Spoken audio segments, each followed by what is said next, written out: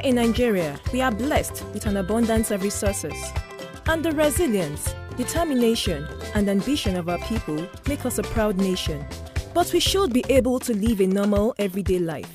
To switch on a light at home, to cook our dinner at night, to keep cool when the days are hot, to help run our businesses, schools, and hospitals, and to give our children and grandchildren what they deserve. The power to live their life to the fullest. We need your support to help us generate electricity for our people. This process of development is neither simple nor quick, but it can be done and is being done. So, what does it take to develop a new power station? Number 1, we need land in a safe and secure place to build the plants. Secondly, we need gas to feed the power plants. In Nigeria, finding gas is easy. We are blessed with the 6th largest gas basin in the world.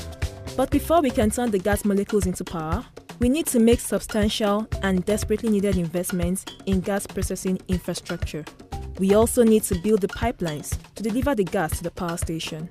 And finally, we need to build substations and a distribution network that can connect the power station onto the grid so that the power can reach our people and places where it is most required. What about the capital required to finance the power station? Capital is required for the actual design and construction of the power plants. This involves designing the plants, buying the equipment, creating the foundations, erecting and connecting the turbines, and managing the construction, testing and commissioning of the power station. But substantial amounts of capital is also needed to finance the non-construction costs of financing and developing the power station. These costs include interest on the loans, insurance premiums, building sufficient cash reserves in case of unforeseen difficulties, financing fees to lenders, and fees to other parties including the developers, lawyers, financial advisors, and technical and environmental consultants. But the capital required can only be raised once all the project and finance documents have all been agreed. This is actually the most time-consuming and complex part of the development process. Because our power industry is early in its development, it is only possible to raise finance from the private sector if there is appropriate support from the federal government to ensure that power companies are paid on time and in full, so that they can pay back the loans and provide adequate returns to their equity investors.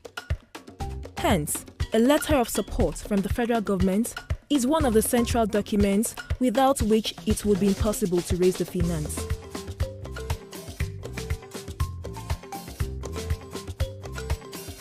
The PPA is a contract that allows the power generation company to sell the power to its off-taker, the Nigerian Bulk Electricity Trading Company, or NBET for short, for a period of 20 years at an agreed price.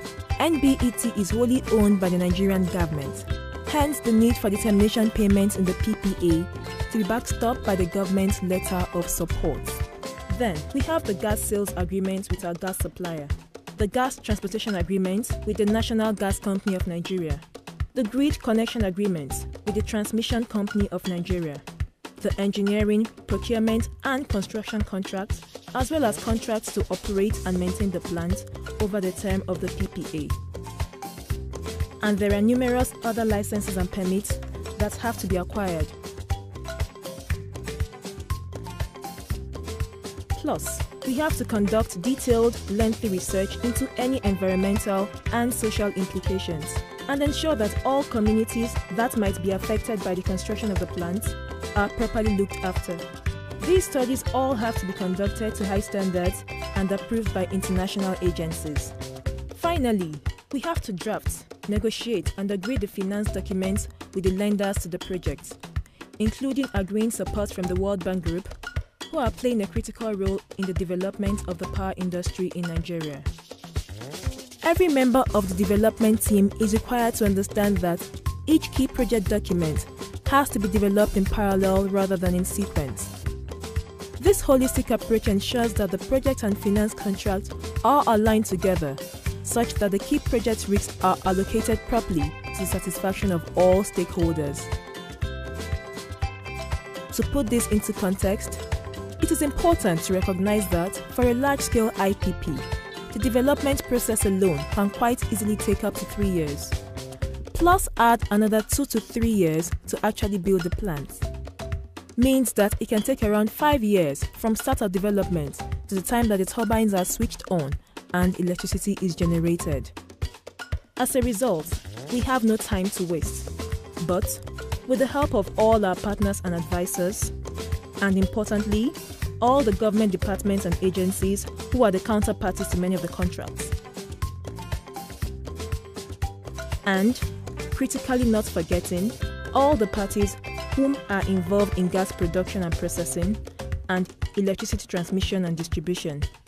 Together, as a nation, we can accelerate the development process.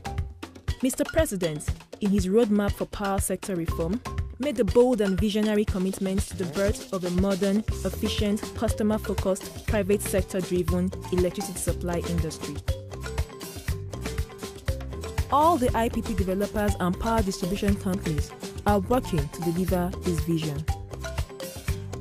We welcome your support and we invite you to join us. Together, let's light up Nigeria.